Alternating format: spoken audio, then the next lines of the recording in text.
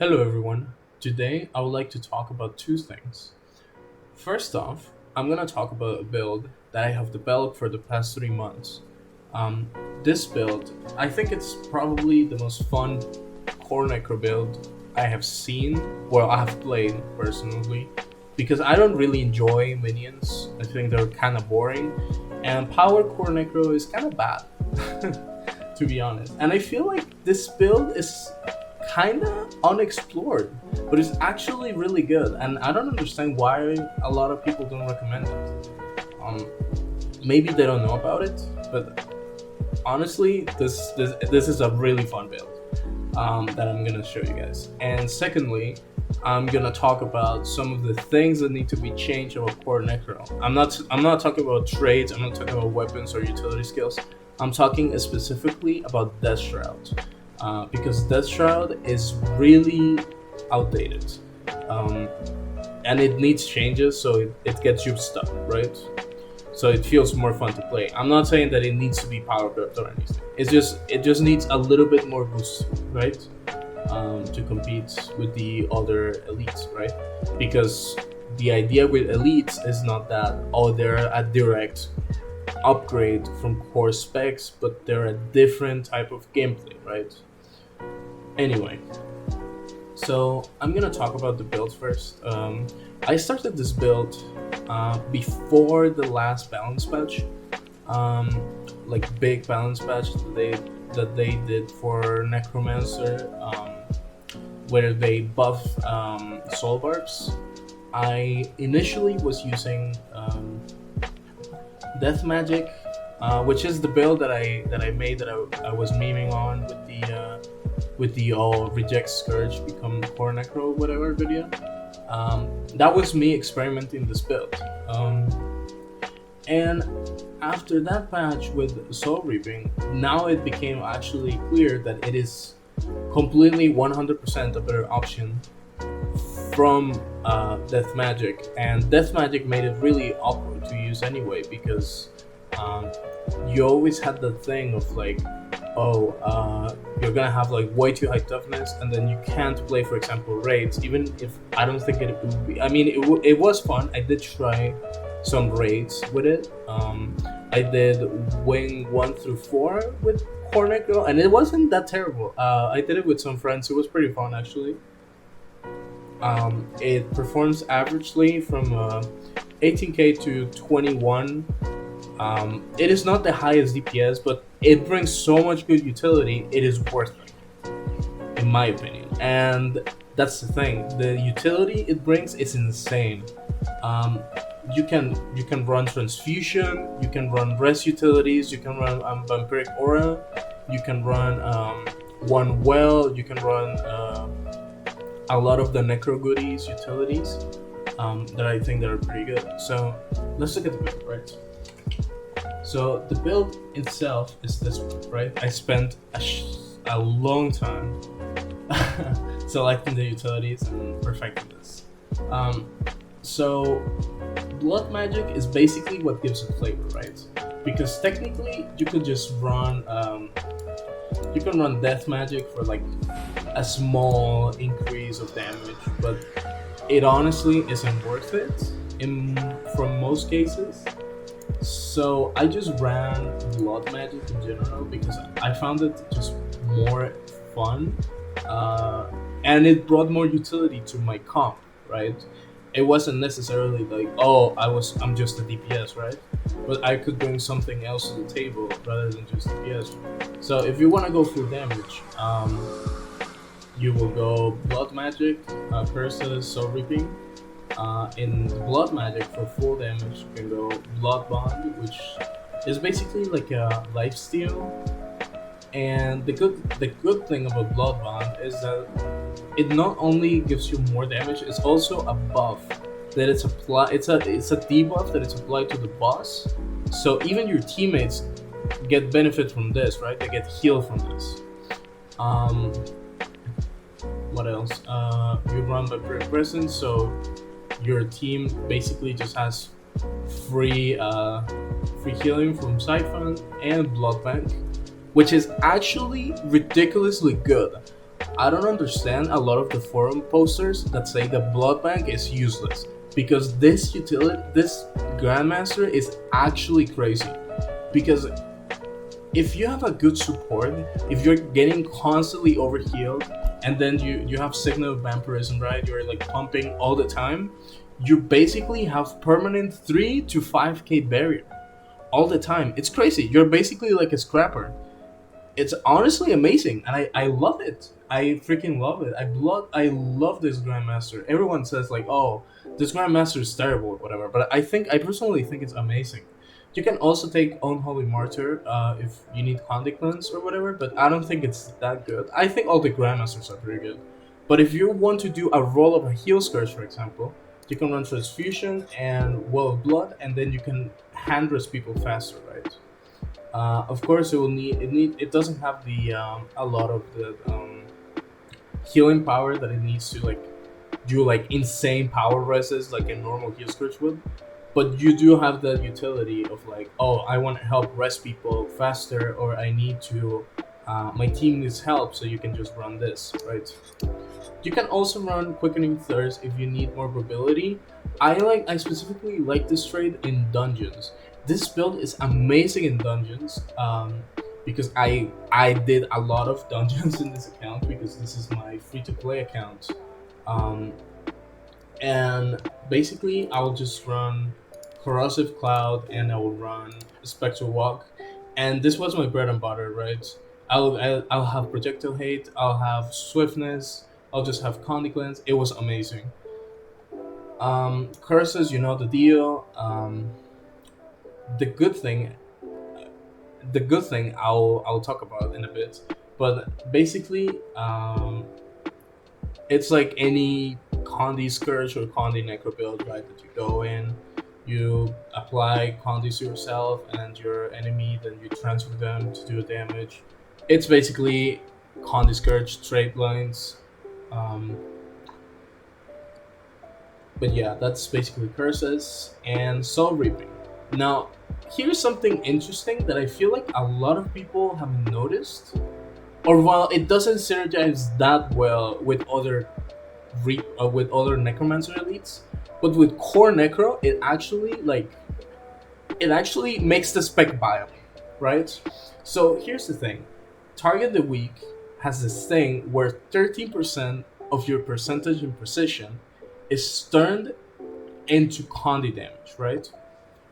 Right now, I have 73% critical chance, right? If I apply Fury, right? I'm gonna apply Fury right now. If I apply Fury to myself, right? Oh, that's my measly goofer. If I apply Fury to myself, I have 98% Fury, right? 98% critical chance, right? I have almost 2,000 condition damage, and that's without might. This is without might. It is insane. It is honestly crazy how insanely high that trade. Look, I'm basically at 100% crit chance. Look at how much Conde damage I have with 25 stacks of might, which is basically what you expect from playing like 5-man or 10-man content, right? And even then, you have Blood as power, so you basically have perma 10 stacks of might on yourself, right? So look, you have a lot of Conde damage, and I don't even have food on, right? And I'm using Rabbit stats. I'm not even using Vipers. So you see how crazy this change to death perception is, right? Basically, you having 15% critical chance all the time is crazy. It is insane. Like, I feel like people don't really understand how big of a deal it is for core necro specifically. Because with Scourge, it doesn't scale well because you need you need Doomfire because the F1 always applies burns or whatever, and like it's different. The shroud works different, right? But and with Reaper, it's like the auto attack. I also think that with Reaper, Death Perception might be better, but I don't know. I haven't really played around with Conde Reaper. So that's the build, right? It is honestly insane. And if you want to go full damage, then you go Blood is Power, Boon Corrupt, and Corrosive Poison. Why these utilities? Okay, so let's look what they do, right? This one applies bleeding on your target and it applies torment on yourself, and then you transfer it and does damage, right? Like just with like cons. Corrupt Boon applies poison on yourself, and then you can transfer it. And the cooldown is so low that you can basically spam this all the time, and you get a lot of bleeding procs and a lot of poison procs. Same thing with Plague Lance. So you can like Corrupt Boon, then Plague Lance, and then like go into Shroud and transfer all of that. It's fantastic. And CPC, basically you use it to proc more poison, right? You want more poison uptime. Basically more damage, right? It's basically more damage. You get more damage, and the good thing is that it destroys missiles, and it's unblockable. All of these are unblockable, by the way. Well, except Plague Lance and Blood is Power, but these two are basically unblockable. You can put them whatever.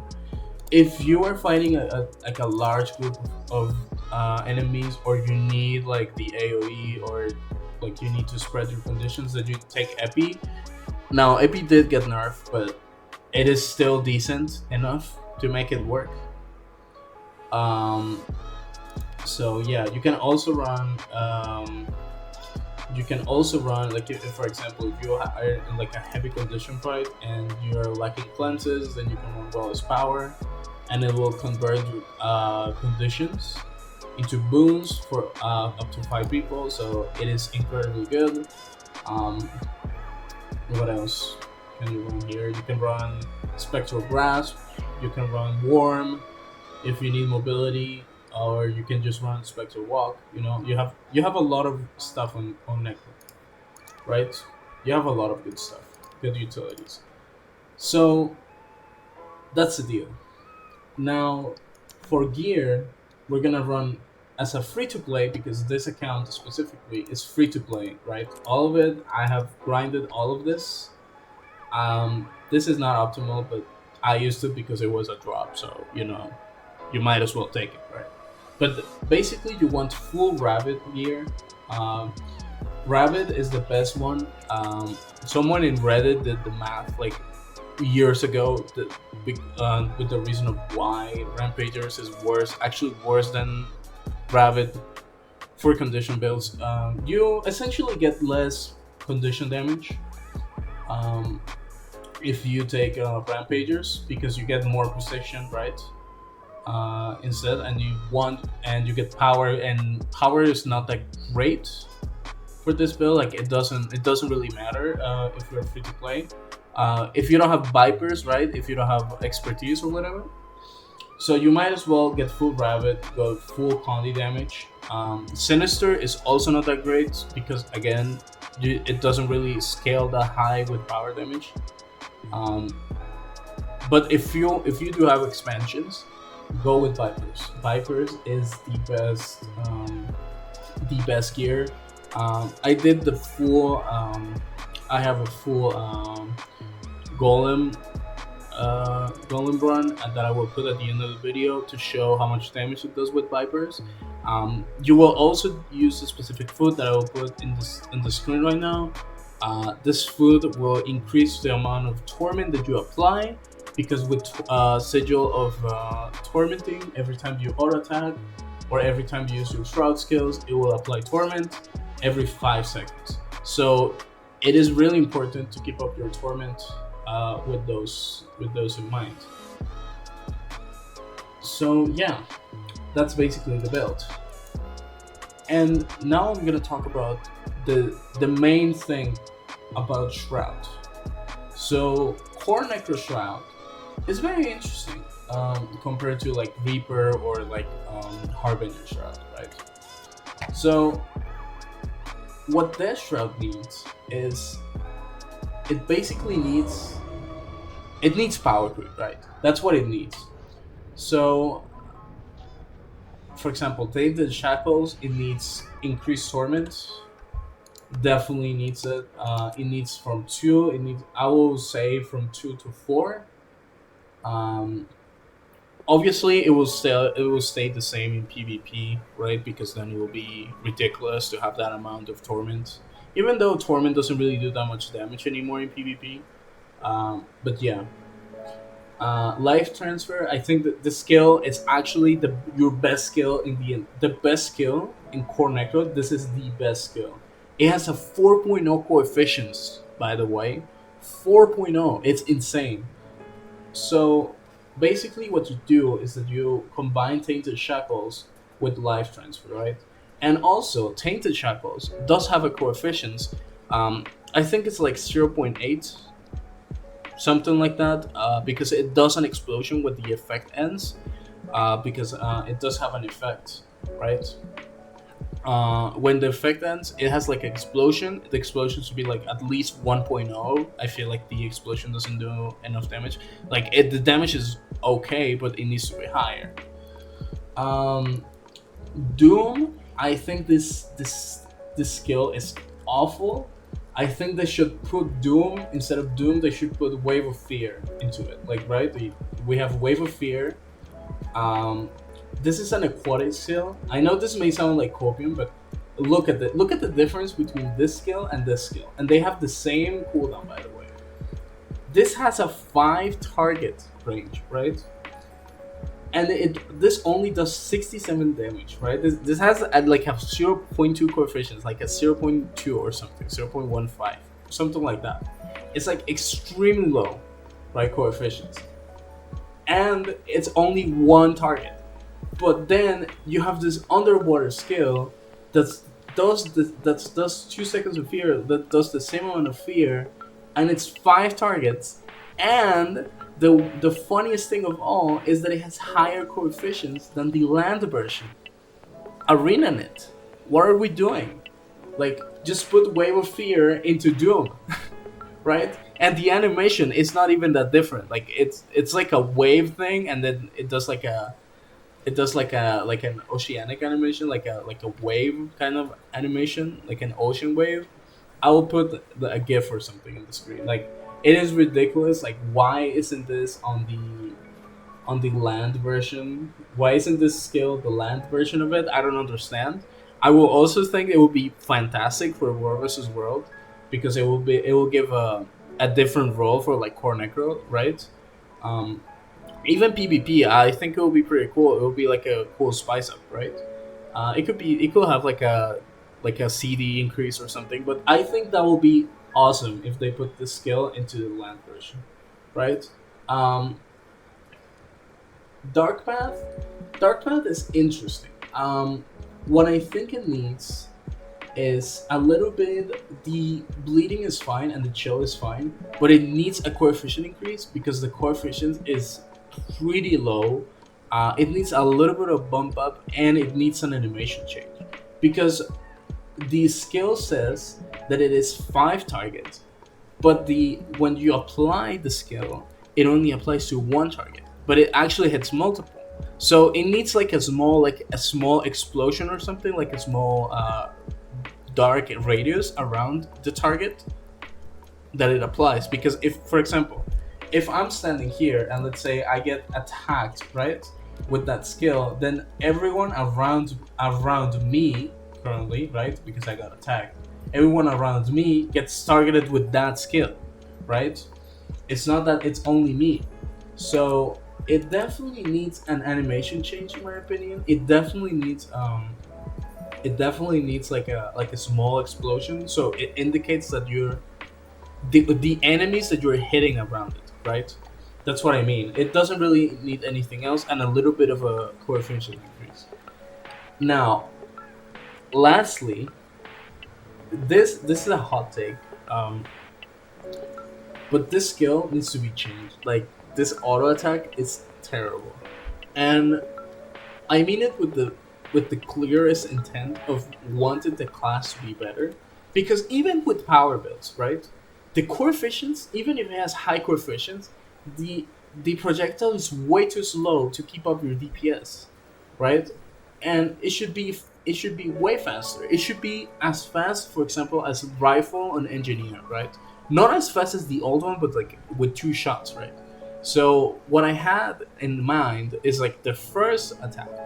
It applies like bleeding, like some bleeding, and it does like power, right? Like it does like a 0.8 coefficients, right? And then you have a second projectile that is like it applies bleeding, poison, and then like a 1.0 coefficients or something like that, because it is a second projectile, right? And then it will have the same animation cycle that it currently has, right? So you basically get two attacks in 1.5 seconds, rather than one attack every 1.5 seconds. And it helps the build, and it helps with more trait synergy because it applies poison. So it will make more sense to have that, right? Because it doesn't currently have any trait synergy. The only trait synergy that it has is Doomfire, and it's not even worth taking anymore. Like the amount of damage that it does, it's not worth taking. So what I will do, because every time you select Doomfire, it changes your skill, right? So they could just clean it up and make it so like the auto attack always applies burning, right? And then it will be worth taking Doomfire, right?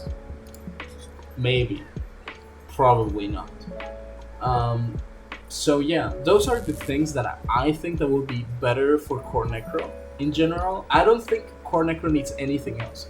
I think Core Necro just needs a Shroud improvement. That's basically it. That's all it needs to make it like awesome to play. Because right now it is pretty fun, it is pretty good, but it definitely needs some tune-up, right? It definitely needs a little bit of the sweet power creep. You know what I mean? So yeah, that's basically it. I hope you guys found it interesting, and I'm gonna put a video of the rotation with my other character. So yeah, see you guys.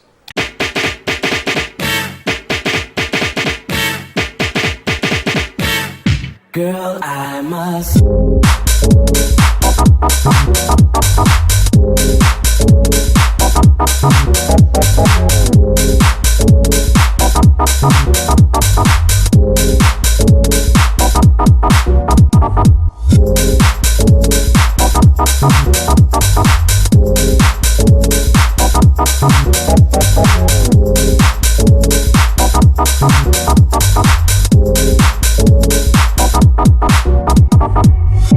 It's driving me out of my mind. That girl is hard for me to find. Can't get it out of my head. Miss her, kiss her, love her. That girl is.